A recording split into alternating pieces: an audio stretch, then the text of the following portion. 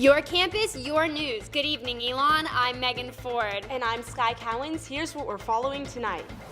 It's a residential house right now, but in 5 to 10 years, could this be the site of a fountain? I'm Joe Bruno, and I'll have the proposed plans for downtown Elon straight ahead. Tonight, students are giving speeches and participating in a debate to try to fill those open SGA seats. Find out who's running coming up. Also, a record-breaking number of snow days for Elon. We have coverage of the aftermath.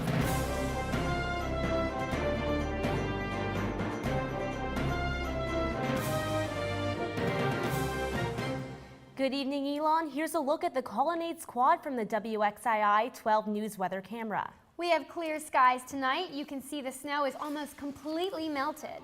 Classes began today after 3 consecutive snow days last week. Elon Local News has team coverage tonight on how this snowstorm impacted our campus. We start with Alex Rose, who is live in downtown Elon with this week's weather forecast. Alex? Megan and Sky, the forecast looks sunny, and it doesn't seem like we'll be missing any more class this week. The snow has mostly melted away since our wintry weekend. Flowers are poking out, and snowmen have been reduced to mere snow boulders. Here's the weather you can expect for tonight. We had a high of 44 degrees today, but tonight you can bet on the temperatures falling to 31 with a 58% chance of rain. Be careful walking around tomorrow morning because that rain could freeze overnight. Now let's look at your Phoenix 5-day forecast. Tomorrow, throw on something light because we have a high of 58 and partly sunny throughout the day. Wednesday, the temperatures should continue to rise up to 66. Plan to get outside on Thursday. It should be warm, hitting a high of 65 with sunny skies. Friday should be our warmest day, but there's a 40% chance of thunderstorms. The clouds creep in Saturday with a high of 58 and a low of 36. Now, the bottom line is, while the weather is getting warmer, we still could face colder temperatures. In downtown Elon, I'm Alex Rose. Megan and Sky, back to you. Today, the last of the snow is melting and students are catching up on homework. Our Nicole Chadwick met one professor who took initiative to avoid the backup. Professor Jessalyn Strauss stayed at home for the snow days, but made sure her students were still hard at work. You know, everybody loves a snow day, and I certainly didn't want to rain on everybody's parade too much, but there was important work that needed to be done. She made video lessons and PowerPoints for students to look at online, making sure they had time to play in the snow and take notes for class. Rather than try to scramble, catch up, and maybe lower the quality of the learning a little bit, I decided this would be a good kind of middle ground. Dr. Strauss kept her students busy working online. But for other students, they lost 3 days. That's at least 4.5 hours in class, plus 9 hours of homework to catch up on. Smith Jackson told Elon Local News this is the first time in Elon's history that the school is closed for 3 days in a row due to weather. And he believes it's up to the faculty to pick up the slack. It's up to the professors who know best where their students are in their learning in a particular course, and so they decide how to do that. Pathways had to be made for students. Provost Stephen House makes the final decision on whether or not to close the school. Ultimately, the safety of the workers, the teachers, the staff, the students is the most important. So sometimes you have to sacrifice the fact that you won't be able to have a class. And Professor Strauss says students have responded positively to her methods so far. You didn't have any grouches? Not yet. It's still early. I still haven't taught 2 of the classes yet today. Nicole Chadwick, Elon Local News. Professor Strauss teaches strategic writing and public relations and civic responsibility here in the School of Communications. The snow brought a 5-day weekend for students, but for others, it meant more work. Our Courtney Davis was with one Elon employee who spent his snow days keeping you safe. The snowstorm brought a special Valentine's Day gift for students, a 3-day vacation from school. But not all members of the Elon community had that luxury. Our job generally doesn't change that much. We're just doing something different at a different time, but we're used to it. We expect it. Physical plant gardener Scott Rivera worked overtime this week. We are pretty well equipped, but we're not equipped to handle 5 or 6 inches of snow in a 24-hour period and make it all go away. Compared to other things, other events, this is the big one. This is one that we'll remember for a while. Rivera is a gardener, but he didn't touch a flower all week. Instead, he spent countless hours clearing snow, which meant a lot of hard work and very little sleep. I got here at a little before 7 o'clock Wednesday morning, and I left yesterday afternoon. It took more than the landscape crew to clear the grounds. The guys that work on the paint crew or the moving and setup crew came in. They were shoveling walks, you know. I mean, the campus was closed. They literally could have sat at home on their butts and still got paid, but they chose to come in and help. It's just how it is. We look out for each other. Rivera says the bigger storm needed more equipment for the cleanup. Every single piece of equipment we had that could put a snow blade on or a bucket to move snow was busy this time around. That's not typical. This was not a typical storm. Even with the lack of sleep, Rivera says that he and the physical plant staff are grateful for the support from the school. This department could not have done it by ourselves. We had people from environmental helping, people from the moving and setup crew helping. Despite the long hours, Rivera says he loves his job and the support from Elon. Courtney Davis, Elon Local News. The snow might be nearly gone, but physical plant now has other problems to worry about. Several parts of Elon's campus are now giant puddles. Take a look at this video right here. The intramural fields are swamped after the giant piles of snow melted over the past few days. Physical plant says they need to wait a few weeks before determining how severe the damage is. The snow also affected an Elon trademark, flowers. Groundskeepers say students participating in snowball fights and snowman building trampled some of the 30,000 flowers on Elon's campus. Physical Plant says they will also need to wait for the snow to completely melt to determine the damages. Landscaper Don Hensley says they are hoping there is very minimal damage. The spring flowers are planted a year ahead of time. The big snowstorm also impacted local businesses. Local Yogurt and All That Jazz both closed their doors Wednesday and Thursday, but some stayed open. Pandora's managed to stay open several hours each day. The manager at the Root, Quinn Ray, says they were open regular hours each day despite the snowy weather. The community needed us, and we were just going to put ourselves out there and offer what we had because we could still be here, and if we were able to get here, we knew there would be a lot of foot traffic. You know, we might have lost a little bit of local business at the time, but we knew the students would come piling in for us. There are possible changes coming to these businesses. A plan has been proposed to expand the downtown Elon area. Our Joe Bruno joins us live in the studio with the specifics. Joe? Well, the joke, Megan and Sky, is that Elon is always under construction. And if this proposal is picked up, the town will be under construction for the next couple of years. Elon Local News obtained documents outlining potential changes to the downtown landscape. Now take a look at this map of how Elon looks now. You can see many off-campus and on-campus houses and apartments. Now check this out. This is how Elon could look if the proposal by Kaufman Associates to revitalize downtown goes through. This plan is backed by both the town and a university who together invested $160,000 for this proposal. Now some highlights include an interactive fountain and town commons area. There's also a monumental development proposed, which Alderman Mark Green says could be modeled after the Carolina Inn in Chapel Hill. New restaurants and businesses would also be added. University Communications says each individual housing complex in the proposed area will need to agree to a settlement. Remember, this is just a proposal. There will be a public hearing for the town on March 3rd, and the aldermen will be voting on it on March 11th. If accepted, the construction could start as early as 2015, but completion could take 10 or more years. In the studio, Joe Bruno, Elon Local News.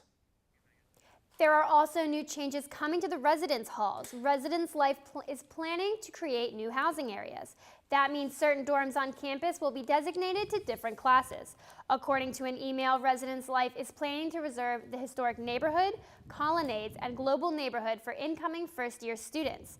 Residence Life is also planning to make Danley a sophomore area and the Oaks a junior area. That leaves the station at Mill Point for the seniors. Stick with Elon Local News as more information becomes available.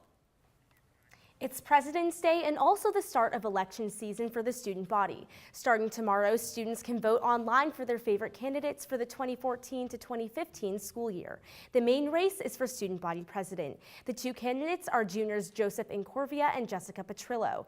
The candidates for the other executive races are all running unopposed. Brian Kozin is running for executive vice president, Avery Stedman is running for executive treasurer, and Matthew Crean is running for executive secretary. Elon Local News will be broadcasting the speeches and debate live tonight on Channel 5 starting at 7:30. Our Carly Hildyard is next door in Studio B where setup for the event is underway. Carly, what can we expect tonight? Megan, we're a little more than an hour away from tonight's SGA speeches and debate. Members of the community will gather right here to watch as each candidate gives his or her speech.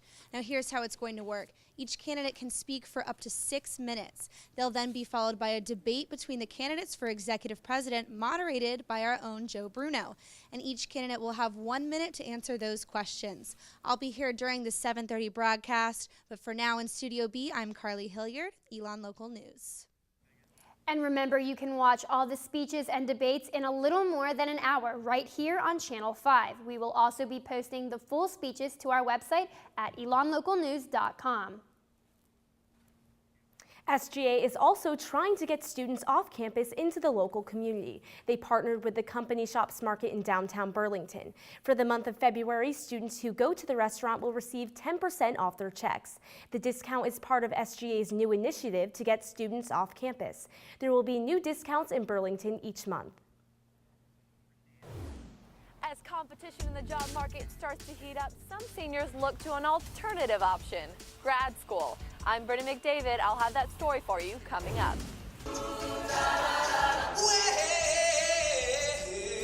Also coming up, why Elon's a cappella group sang for a cause. And before we go to break, here are some pictures of students playing in a snowball fight during the snowstorm.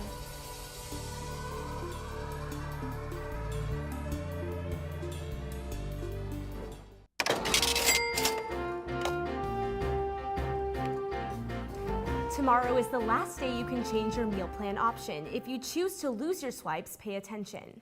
Our Corey Shegda joins us in the studio with tips on how to find your next meal without taking a heavy hit to your wallet. Corey? Losing your swipes might mean losing your convenience when trying to eat on campus. But if you try to save some money, keep these tips in mind.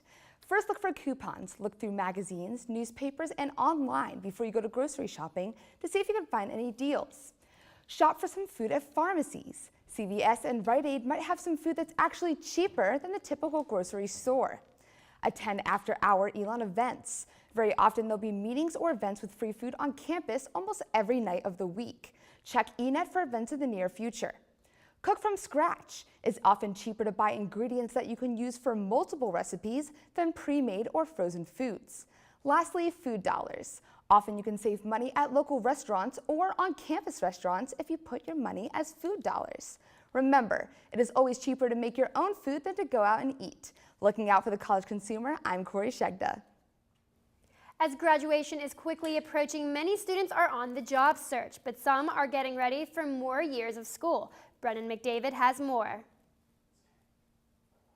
Grad school is a long, grueling process from what I hear. While many students prepare to enter the workforce after graduation, senior Erin McBeth will be going back to school for another 3 years. Columbia's program starts 4 days after I graduate, so I don't get a break. But that's not her biggest concern. It's very expensive, and that's very scary because I have to pay my own way through grad school. McBeth will be attending graduate school at Columbia University, a school that she says will cost her nearly $100,000 per year to attend. If I had to just pay the entire thing without any financial assistance, it would take me a long time. The Center for American Progress lists the unemployment rate amongst recent college grads as 7.4%. And that's why some people say a graduate's degree, regardless of the price, is necessary to compete.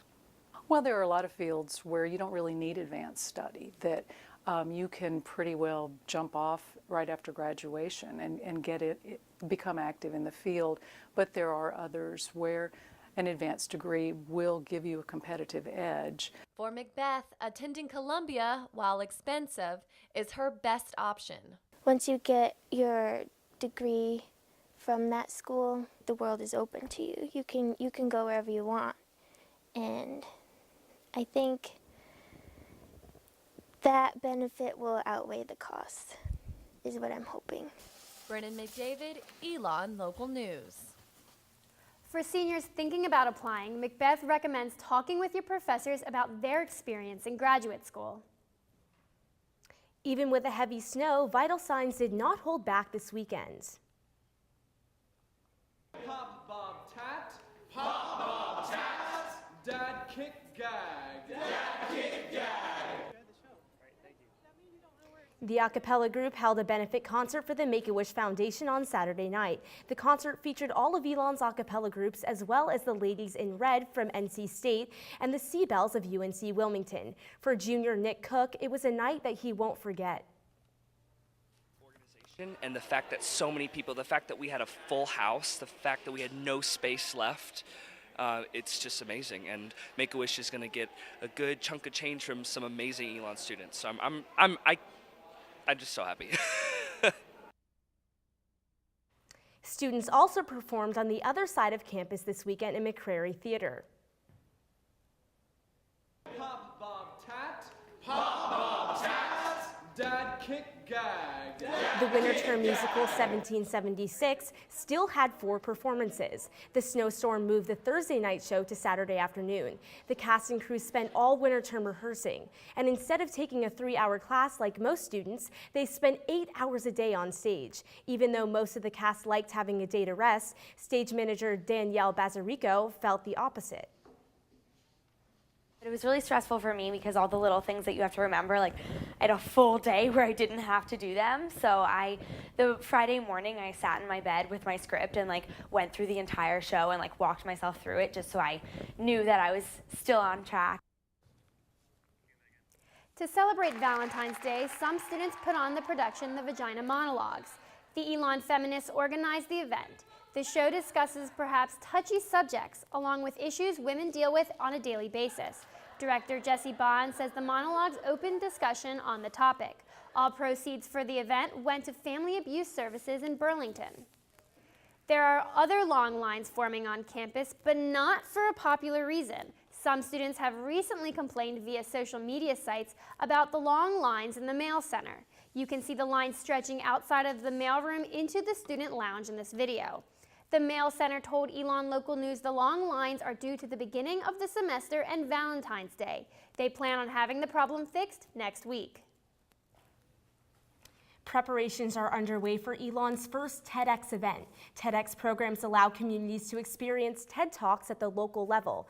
The goal of TEDx is to engage people in conversation. The February 22nd event is titled Innovation into Practice. Tickets are sold out, but you'll be able to watch the event online at www.tedx.com/TEDx. Executive Director Caroline Howland speaks of her hopes of TED becoming a regular event on campus. And hopefully, with Elon's, atmosphere and curriculum kind of already being something that I think would be so perfect with TED Talks, we're hoping that someone will have the chance from the university to go to an actual TED conference and then be able to thus bring back a larger scale event, in the next coming years. Some Elon students are trying to set up another event on campus, a bar mitzvah for Elon's mascot, the Phoenix. Elon changed the school's mascot from the Fighting Christians to the Phoenix 13 years ago. Elon Hillel wants to celebrate the Phoenix's birthday by having a bar mitzvah. In Jewish culture, bar mitzvahs are a coming-of-age ceremony in a boy's early teen years. To raise funds for this event, Hillel applied for a Make It Happen grant through the Schusterman Foundation. They hope having a bar mitzvah for the school's mascot will celebrate the growth of the Jewish population on campus. Competing internationally is on everyone's minds with the Olympics, but for one student, it's a reality. Find out more coming up. Also coming up, the Sochi Olympics and the Elon connection.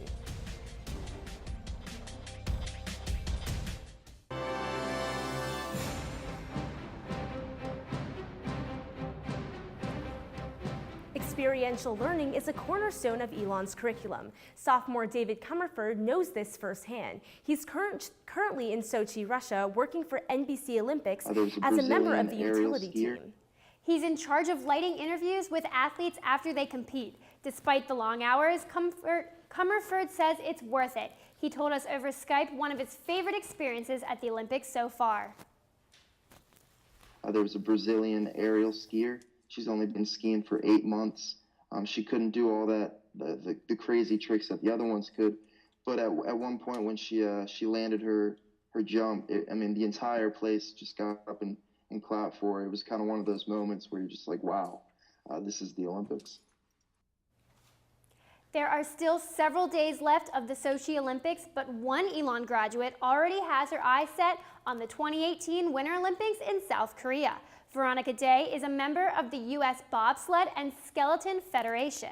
She trained with some of the athletes who are currently competing in Sochi. She says watching them on TV gives her hope as she continues to train.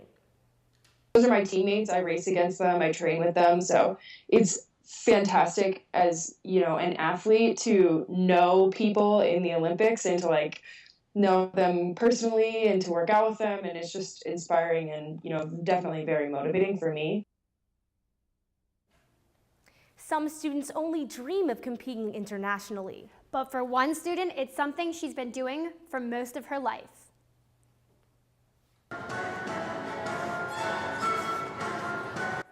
Junior Lauren Snow is no stranger to the ice. She's been synchronized skating since she was 5. I wanted to get involved with a team sport because I was tired of skating individually, and that just seemed like the best fit. And what first started as her favorite hobby soon became her life. I skated 30 hours a week, on ice, ballet training, off ice training. It was grueling. We traveled like 2 hours to practice and 2 hours back, and it were late nights, early mornings. I used to skate at 4:45 before school. Snow says she had a great support system, especially from her twin sister who competed alongside her. Having somebody who was skating with you was one of the most memorable experiences I'm so thankful for, because that's one of the main reasons why we're so close and why we're best friends. Snow has competed with her twin sister on the international skating team called the Skyliners. Here's a video of her competing in Switzerland.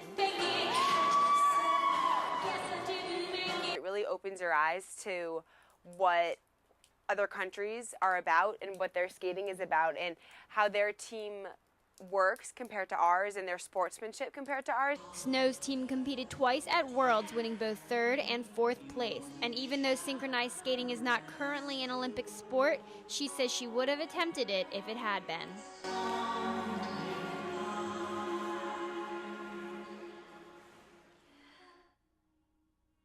Snow says synchronized skaters across the world are trying to get the sport added to the Olympic Games.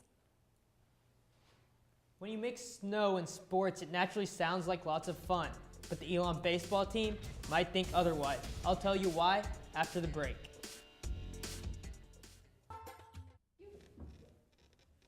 Good evening and thanks for tuning in to this week's Sports Update. I'm Rajat Agarwal. When you think baseball, you think bats, balls, and infield dirt. Instead, this weekend, the Elon baseball team saw lots of shovels, trucks, and snow. Not the typical scene one is used to seeing at Latham Park, nor the typical sound.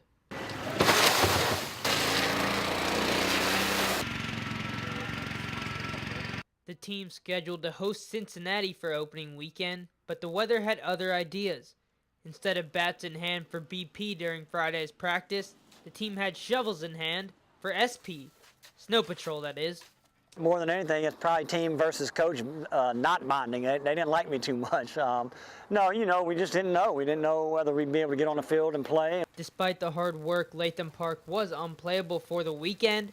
Hoping to get games in, the series was moved to NC State's Doak Field. Finally, the Phoenix took the field for the first time this season. You know, nice to get out, playing against yourself a lot and get a different opponent. It was nice for our guys. I know they were excited about playing. Elon was on top for the majority of the game, led by their pitching rotation, which tallied 9 strikeouts on the game. But Cincinnati would battle back to tie the game at 5 apiece and send it into extra innings. In the bottom of the 10th, with the runner on first, sophomore Danny Lynch delivered the walk-off double to get Elon the 6-5 win.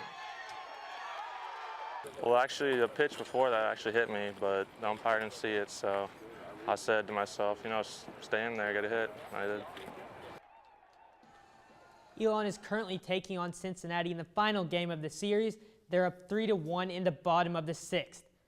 While outdoor teams were dealing with the snow, the Elon men's basketball team welcomed Sanford to Alumni Gym Saturday night. Riding a 4-game winning streak, the Phoenix started strong. Former high school teammates connecting right there. Koch to Troutman for the nice layup. But the story of the first half was the Elon defense. Koch picking up a charge right there, Sanford head coach Benny Seltzer clearly frustrated. Minutes later, Kevin Blake with the steal and big throwdown. Elon up 43-32 at the half. In the second half, Elon caught fire from behind the arc. Riley Beaumont knocking down the three-pointer. The Phoenix shot 45% from deep in the game. And what happens next? When that happens, Troutman with a tremendous finish and foul.